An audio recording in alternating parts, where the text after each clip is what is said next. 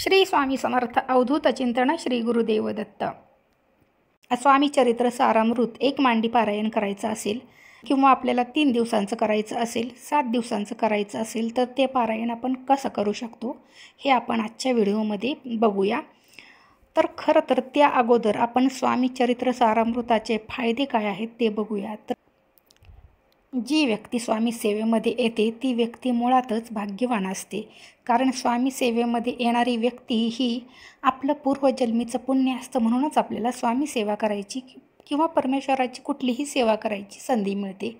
तर आपण कोणतंही पारायण करू शकता, मग गुरुचरित्र करू शकता, स्वामी चरित्र करू शकता किंवा आपल्या कुलदेवीचं दुर्गा सप्तशती पारायणही करू शकता। परमेश्वराची कुठलीही केलेली सेवा कधीच वाया जात नाही, फक्त आपण चांगल्या मनानं करायची असते।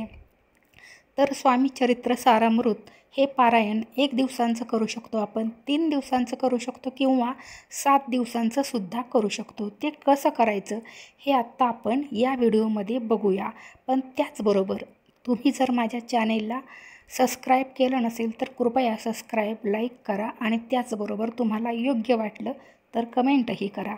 तर आता स्वामी चरित्र सारामृत हे पारायण कसं करायचं, तर ज्यांना जसं शक्य होईल तसं ते करू शकतात, म्हणजे जर कोणी 3 दिवसांचं सुद्धा करू शकतो। स्वामी चरित्र सारामृताचे फायदे जर बघायचे झाले तर फायदे खूप आहेत, म्हणजे आता फक्त फायद्यासाठी आपण करतोय असं नाही, तर आपण परमेश्वरांची सेवा, जो परमेश्वर आपला रक्षणकर्ता आहे, आपला देव आहे किंवा आपला गुरु आहे, त्या देवाची सेवा करण्यासाठी फक्त फायदा म्हणूनच करायचा नाही। तर पण कसं आहे की आपण सांसारिक माणसं आहोत, आपल्याला प्रत्येकाला काही ना काही अडचण ही असतेच।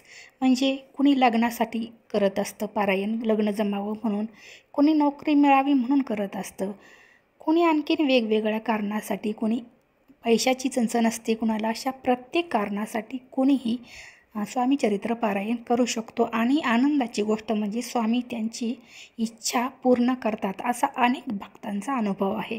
अनेक भक्तांचा जसा अनुभव आहे त्याचबरोबर मी स्वतःचाही अनुभव सांगते की मला सुद्धा स्वामींचा अनुभव अनेक वेळा आलेला आहे।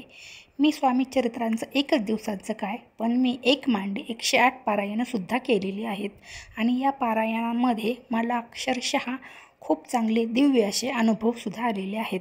ते अगदी आवर्जून एक गोष्ट सांगेल की प्रत्येकानं आपल्या अडचणी एक दुसऱ्यांना सांगत बसण्यापेक्षा, रडत पडत बसण्यापेक्षा हे स्वामी चरित्र सारामृत 1 दिवसाचं पारायण नक्की करून बघावं।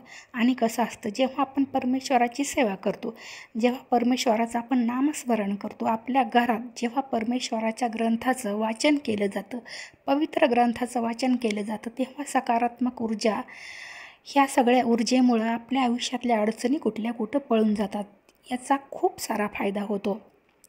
त्यामुळं प्रत्येकानं हे पारायण करण्याचा प्रयत्न नक्कीच करावा। आता ते पारायण कसं करायचं, 1 ते 21 अध्याय वाचून, म्हणजे पहिल्या अध्यायापासून पहिल्यांदा करणार असतील त्यांना हे शक्य होत नाही, कारण कसं असतं की पहिल्यांदा करणारे व्यक्ती जी असते त्यांना साहजिकच एक प्रकारची भीती असते मनामध्ये, किंवा नवीन असणाऱ्या व्यक्तीला ते अवघड वाटू शकतं। त्यामुळं ते 3 दिवसाचं पारायण करू शकतात किंवा 7 दिवसांचं सुद्धा करू शकतात।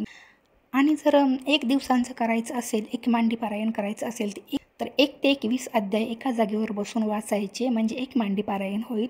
आणि जर शक्य होणार नसेल तर 7 दिवसांचं करायचं असेल तर रोज फक्त 3च अध्याय वाचायचे आणि 7 दिवसापर्यंत असे 21 अध्याय वाचून पूर्ण होतात।